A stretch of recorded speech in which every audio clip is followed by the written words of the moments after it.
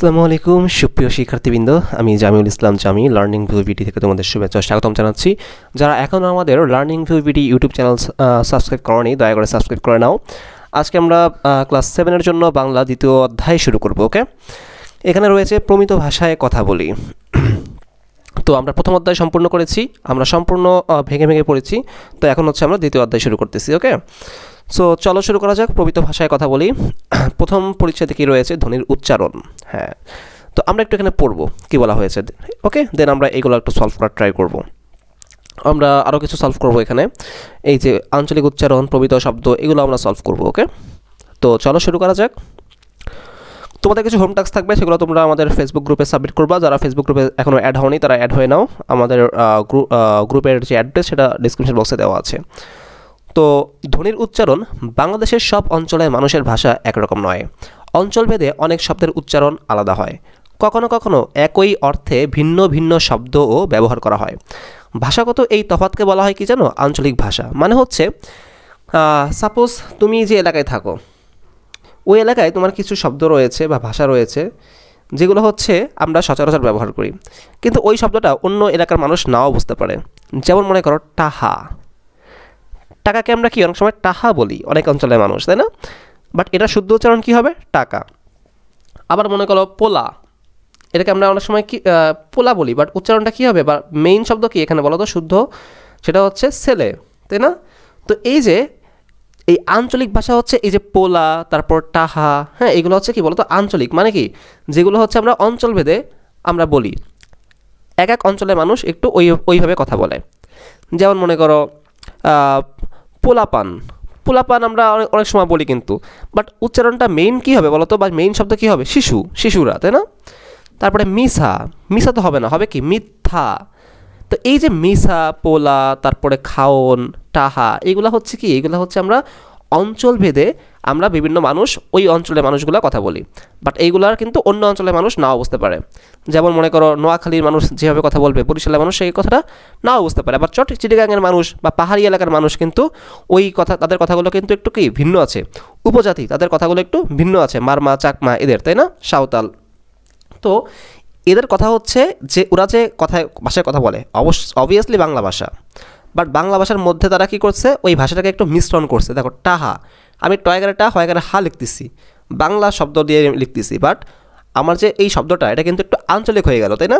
আমি কিন্তু কী করলাম? আমি শুদ্ধ ভাষায় কথা না বলে বাংলা ভাষায় কিন্তু একটু একটু আমি আমার অঞ্চলের মতো কথা বললাম। আমার অঞ্চলের মানুষ যেভাবে কথা বলে আমি ওইভাবে একটু কথা বলতেছি। তো এটা হচ্ছে আঞ্চলিক ভাষা। ওকে, তো আর যদি আমরা এমন কোনো ভাষায় কথা বলতে পারি যে ভাষায় সবাই কথা বুঝতে পারবে, যেমন এই যে তোমাদের লেখাগুলো হয়েছে, এই যে বইটা, এই বইটা লেখা হয়েছে কি ভাষায়? একটা নির্দিষ্ট ভাষায়। এই ভাষার বা এই যে ওয়ার্ডগুলো এখানে ইউজ করা হয়েছে, এটা কিন্তু সবাই বুঝতে পারতেছে, তাই না? সব অঞ্চলের মানুষ কিন্তু এটা বুঝতে পারবে। সো যে ভাষাটা বা যে শব্দগুলো ওই ভাষা বা ওই শব্দ ইউজ করলে সবাই বুঝতে পারে, সবার কাছে গ্রহণযোগ্য হয়, সেটা হচ্ছে প্রমিত ভাষা। সেটা কি বলো তো? প্রমিত ভাষা। তাহলে আঞ্চলিক ভাষা আর প্রমিত ভাষার মধ্যে পার্থক্য বুঝলা? যেমন টাহা, এটা হচ্ছে আঞ্চলিক ভাষা, টাকা এটা প্রমিত ভাষা। তাহলে এখন দেখো পরে কি বলছে। অন্যদিকে প্রমিত ভাষায় কথা বললে সব অঞ্চলের মানুষ সহজে বুঝতে পারে। প্রমিত ভাষাকে মনে করা হয় ভাষার মান রূপ বা আদর্শ রূপ। ওকে, এটা একটু খেয়াল রাখবা যে ভাষার মান রূপ বা আদর্শ রূপ কোনটা? প্রমিত ভাষা। প্রমিত ভাষার দুটি রূপ রয়েছে, একটা কথ্য প্রমিত ও একটা হচ্ছে লেখ্য প্রমিত। এটা তোমাদের ইন্ডিকেট করে রাখবা, লিখে রাখবা খাতায়, ইম্পর্টেন্ট। কথ্য প্রমিত ব্যবহার করা হয় আনুষ্ঠানিক কথা বলার সময়, অন্যদিকে লেখ্য প্রমিত ব্যবহার করা হয় লিখিত যোগাযোগের কাজে। তো কথ্য প্রমিত মানে কি? কথ্য মানে কথা বলা। সো কথা বলার ক্ষেত্রে হচ্ছে আমরা এই কথ্য প্রমিত ইউজ করি, আর লেখার ক্ষেত্রে হচ্ছে লেখ্য এটা ইউজ করি। প্রমিত ভাষার প্রয়োগটা আমরা একটু দেখি চলো। বিভিন্ন প্রতিষ্ঠান বা অফিস আদালতে প্রমিত ভাষা ব্যবহার করা হয়। এছাড়া অনুষ্ঠান সঞ্চালনা, সংবাদ পাঠ, হারানো বিজ্ঞপ্তি প্রচার, যে কোনো ধরনের ঘোষণা, খেলার মাঠের ধারা বিবরণী, শ্রেণীকক্ষে পাঠদান, কোনো বিষয়ে বক্তব্য বা বক্তৃতা বা আলোচনা ইত্যাদি আনুষ্ঠানিক ক্ষেত্রে প্রমিত ভাষায় কথা বলা হয়ে থাকে। আনুষ্ঠানিক মানে তো বুঝছো, যেটা সবার জন্য প্রযোজ্য, জানা দরকার। যেমন দেখো এখানে যে কথাগুলো বলা হয়েছে, যেমন সঞ্চালনা, সংবাদ পাঠ, সংবাদ তো সবার জন্যই পড়া হবে নাকি একটা অঞ্চলের জন্য না, সবার জন্য। দেন হারানো বিজ্ঞপ্তি প্রচার, সবাই যেন বুঝতে পারে কে হারাই গেছে, তাই না? তাকে যেন খুঁজে পাওয়া যায়, এজন্য।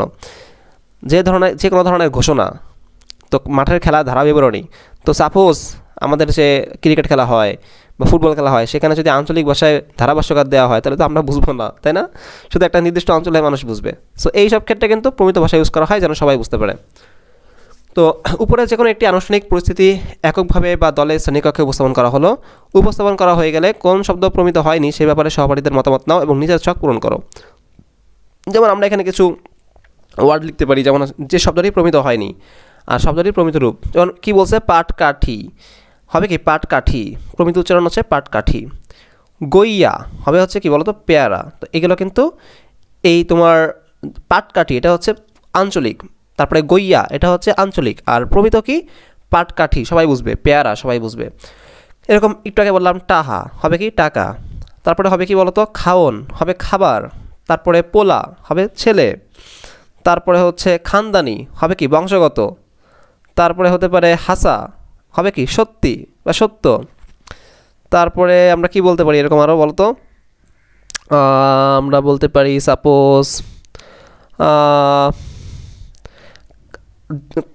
জম্বের বা জম্বের মানে অনেক, তাই না? এটা কিন্তু অনেকে বলে জম্বের শীত, তাই না?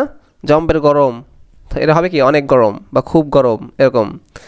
তারপরে আমরা বলতে পারি হচ্ছে খারান হবে কি দাঁড়ান, একটু দাঁড়ান, হ্যাঁ এটা বলতে পারি। অনেকগুলো কিন্তু বলে ফেলছি আমি, যেগুলো লিখলে তোমার এগুলো ফিল আপ হয়ে যাবে মোটামুটি। তো এছাড়া তোমার তো আরও কিছু আঞ্চলিক ভাষা তোমার রয়েছে, তুমি যে অঞ্চলে থাকো, তাই না? তোমার ওই অঞ্চলের মানুষের ভাষা তো তুমি জানো, ওইগুলো তুমি ফিল আপ করো। ফিল আপ করে তুমি যে কাজটা করবা সেটা হচ্ছে আমাদের যে ফেসবুক গ্রুপ রয়েছে সেখানে তোমরা সেটা সাবমিট করো। ওকে, সাবমিট করো, সেটা আমি দেখবো যে তোমরা কী লিখছো, বুঝতে পারছো? এটা তোমাদের হোম টাস্ক, কিন্তু এটা তোমাদের হোম টাস্ক। আরও দেখো কি বলছে, শব্দ খুঁজি। অনেক শব্দ তোমার চারপাশের মানুষ ভিন্নভাবে উচ্চারণ করে কিংবা প্রমিত শব্দের বদলে আলাদা শব্দ ব্যবহার করে। তোমার উচ্চারণেও হয়তো এরকম ব্যাপার ঘটে। প্রথম কলামে এ ধরনের শব্দ এবং দ্বিতীয় কলামে এর প্রমিত রূপ লেখো।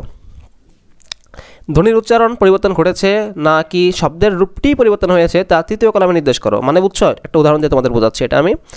যেমন দেখো আঞ্চলিক উচ্চারণ হলো খাইছি, এটা হবে কি খেয়েছি। তো এটা কিন্তু পুরোপুরি, পরেরটা দেখো, তার আগে একটু আমি পরেরটা একটু দেখো, তারপর বলতেছি। দেখো চঙ্গ হবে কি মই। চঙ্গ এই যে ওয়ার্ডগুলো এখানে ছিল বানানটা লিখতে চ উময় গ, তাই না? তো এটা কিন্তু ফুল চেঞ্জ হয়ে ম আর রস্যই হয়েছে মই। তো এটা কি শব্দগত, পুরো শব্দটা চেঞ্জ হয়ে গেছে, এটাকে বলা হয় শব্দগত পরিবর্তন।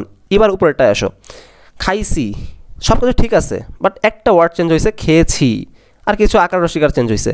সো এটা হচ্ছে উচ্চারণগত পরিবর্তন হয়েছে, পুরোপুরি শব্দটা চেঞ্জ হয় নাই। হোপফুলি বুঝতে পারছো। তো কিছু সময় হচ্ছে নিচ থেকে উপরে আসতে হয়, যেমন আমি নিচেরটা আগে পড়াইলাম দেন উপরেরটা পড়াইলাম। এটা হচ্ছে মানে ট্রিক্স বা বলা হয় কৌশল, ঠিক আছে? কিছু স্ট্র্যাটেজি এরকম থাকে যেভাবে পড়লে আসলে খুব ইজিলি আমরা পড়া মুখস্থ রাখতে পারবো বা পড়া বুঝতে পারবো। আমরা শুধুমাত্র সচরাচর যে কাজটা করি, আমরা পড়তে থাকি, যেভাবে আছে সেভাবে পড়তে থাকি। এই কারণে হচ্ছে আমরা পড়ার মজা বুঝি না, পড়াও বুঝতে পারি না। সো তোমাদের প্রতি অনুরোধ, তোমরা এইভাবে পড়বা, আমি যেভাবে তোমাদের বলতেছি। হ্যাঁ, এর চেয়েও ভালো উপায় থাকতে পারে, আমার কাছে মনে হচ্ছে এটা বেটার, সো আমি এইভাবে বললাম। সো এর চেয়ে অবশ্যই ভালো ওয়ে আছে, তোমরা সেই ওয়েটা খেয়াল করবা, ওয়েটা তোমরা ওইভাবে পড়বা। আমাকেও তোমরা বলতে পারো, তোমরা নিজেদের সাথে শেয়ার করতে পারো ফেসবুক গ্রুপে। ওকে, তো এনিওয়ে কথা বাড়াবো না, আমরা নিচে আমরা এখন আরও কিছু এখানে সলভ করি, চলো। যেমন আমরা একটু আগে যেগুলো দেখলাম ওইগুলো আমরা বলতে পারি। যেমন মনে করো খাওন হবে কি খাবার। সো খাওন খাবার, এটা কিন্তু কি ফুল চেঞ্জ হয় নাই, সো এটা উচ্চারণগত পরিবর্তন।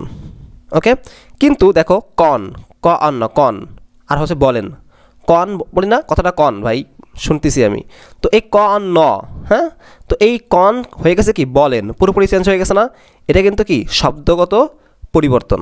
ওকে, এরকম আরও কী হতে পারে বলো তো, টাহা হবে কি টাকা, এটা কিন্তু ফুল চেঞ্জ হয় নাই, জাস্ট উচ্চারণগত পরিবর্তনটা হয়েছে। ভালো করে শুনো, দেন লিখে ফেলাও তোমরা। ওকে, তারপরে হাসা হয়েছে কি সত্যি, এটা কিন্তু পুরোপুরি চেঞ্জ হয়ে গেছে, মানে কি শব্দগত পরিবর্তন হয়েছে। তারপরে হতে পারে কি বলতো, পোলাপান হয়েছে কি শিশু, এটা কি পুরোপুরি চেঞ্জ হয়ে গেছে না? হ্যাঁ, শব্দগত পরিবর্তন।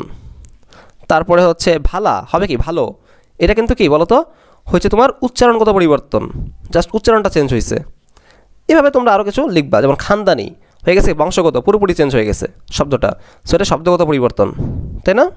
তো তোমরা বুঝতেছো, আমি আশা করি তোমরা বুঝতেছো। তবে আমরা এখন একটা বিষয় একটু খেয়াল রাখবো যে আঞ্চলিক ভাষা বা উপভাষা, আচ্ছা উপভাষার একটা ওয়ার্ড, সেটা তোমাদের টার্মটা একটু বলে দিই আমি, যে তোমরা কিন্তু এগুলো ফিল আপ করবা, ঠিক আছে? আমি কিন্তু অনেকগুলো বলে দিছি, তোমরা তোমাদের এলাকা ভিত্তিক আরও কিছু রয়েছে সেগুলো এখানে ফিল আপ করবা। ফিল আপ করে আমাকে ফেসবুক গ্রুপে তোমাদের হোম টাস্ক হিসেবে এটা সাবমিট করবা। ওকে, ফেসবুক গ্রুপের যে অ্যাড্রেস সেটা দেওয়া আছে।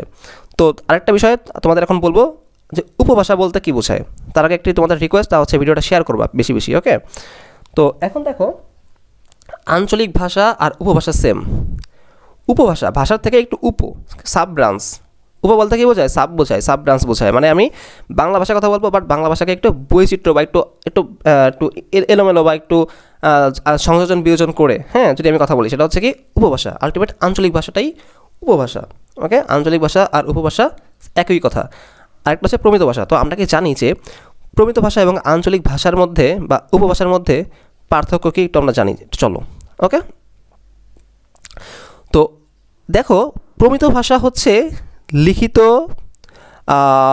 কি বলা যায়, ব্যাকরণ। হ্যাঁ, লিখিত ব্যাকরণ থাকে। প্রমিত ভাষার জন্য কি একটা ব্যাকরণ থাকে, যেমন কোন ভাষাটা কত উচ্চারণ হবে, আমরা শব্দের উচ্চারণ দেখবো একটু পরে। দেখো এখানে, দেখো এই যে ঘোষ অঘোষ ধ্বনি কিছু থাকবে, উচ্চারণটা কীভাবে হয়, এটা প্রমিত মানে কি শুদ্ধ। সো প্রমিত ভাষার জন্য একটা নির্দিষ্ট ব্যাকরণ রয়েছে, বাট আঞ্চলিক ভাষার জন্য কোনো ব্যাকরণ নাই। যেমন মুই মানে আমি, তো এই আমির জন্য কিছু ব্যাকরণ রয়েছে, আমি কীভাবে ব্যবহার করতে হবে, আর উচ্চারণ কী হবে, মর উচ্চারণ কী হবে। বাট মই এইটা তো তারা জানে না, যারা মানে যারা বই লিখবে, তাই না? সবার ভাষা তো আর আঞ্চলিক ভাষা তো সেম না, সবার ভাষা তো এক জায়গায় না, সবার কি ঘরবাড়ি এক জায়গায় না, এক জায়গায় না। সো আঞ্চলিক ভাষার ব্যাকরণ নাই, লিখিত ব্যাকরণ নাই, কিন্তু প্রমিত ভাষার লিখিত ব্যাকরণ আছে। একটা পার্থক্য তোমরা পাইলাম। এরপর আমরা বলতে পারি প্রমিত ভাষা চর্চা করে শিখতে হয়। যেহেতু ব্যাকরণ আছে, ব্যাকরণ পড়তে হবে, দেন তোমাকে শিখতে হবে প্রমিত ভাষাটা। হ্যাঁ, যে আমি এইভাবে কথা বলতে হবে, উচ্চারণটা এভাবে হবে। আর আঞ্চলিক ভাষা যেটা, সেটা আমরা প্রাকৃতিক উপায় শিখতে পারি। মানে একসাথে বড় হয়েছি আমরা এক জায়গায়, সো ওই ভাষাটা আমরা কি শিখে ফেলি, খাওন, হাসা, তাই না, টাহা, এগুলো শিখে ফেলি। সো এটা হচ্ছে কি প্রাকৃতিক নিয়মে হয়ে থাকে। সো আরেকটা কি পড়লাম আমরা, যে প্রমিত ভাষা হচ্ছে চর্চা করে শিখতে হয়, আর উপভাষা বা আঞ্চলিক ভাষা হচ্ছে প্রাকৃতিক নিয়মে শেখা যায়। তাহলে প্রমিত ভাষা কি শেখার বিষয়, আর আঞ্চলিক ভাষা হচ্ছে অর্জনের বিষয়, অর্জন, তাই না, আস্তে আস্তে অর্জন হয়ে যায়। আর প্রমিত ভাষা হচ্ছে শিখতে হবে। সো এই তিনটা পার্থক্য তোমাদের বললাম আমি। তো এই পার্থক্যগুলো এখানে নাই, বাট যেহেতু তোমার প্রমিত আর আঞ্চলিক ভাষা সম্পর্কে বলা হচ্ছে এখানে, তাই আমি এটা বলে দিলাম। ওকে, হোপফুলি তোমাদের এখানে কোনো সমস্যা হওয়ার কথা না। আমি যা বললাম তোমরা যদি জাস্ট একটু শোনো ভালো করে আমার কথাগুলো, আর একটু মেমোরাইজ করার ট্রাই করো, তাহলে তোমরা পেরে যাবে। তো তোমাদের হোম টাস্ক কি বলো তো? হোম টাস্ক হচ্ছে এই দুটো শখ তোমরা এখন ফিল আপ করবা, লাগবেই এটা, ঠিক আছে, করা লাগবে। করে আমাকে ফেসবুক গ্রুপে তোমরা ছবি দিবা, দেখি তোমরা কী করেছো। আমি তোমাদের ভুলগুলো ধরাই দিব, আর হলে তো আলহামদুলিল্লাহ খুব ভালো। আর সেখানে তোমরা সবাই দিবা, তাহলে একজন আরেকজন এটা দেখতে পারবা, বুঝতে পারবা যে কোন অঞ্চলের মানুষ কীভাবে কথা বলে। এটা খুব ভালো একটা ইন্টারেস্টিং ব্যাপার হবে। ক্লাস 6-এ যারা রয়েছে তারা কিন্তু এই কাজগুলো করতেছে, তোমরাও করো। ওকে, সো তোমাদের নেক্সট ভিডিও দেখার আমন্ত্রণ জানাচ্ছি। অন্যান্য বিষয়ের ভিডিওগুলো আমি কিন্তু দিচ্ছি, ম্যাথ, ইংরেজি, বিজ্ঞান, সমাজ, সব কিছু দিচ্ছি। সো তোমাদের হেল্প হবে ইনশাল্লাহ। সকলকে ধন্যবাদ। নতুন ভিডিও দেখার আমন্ত্রণ জানাচ্ছি। আসসালামু আলাইকুম।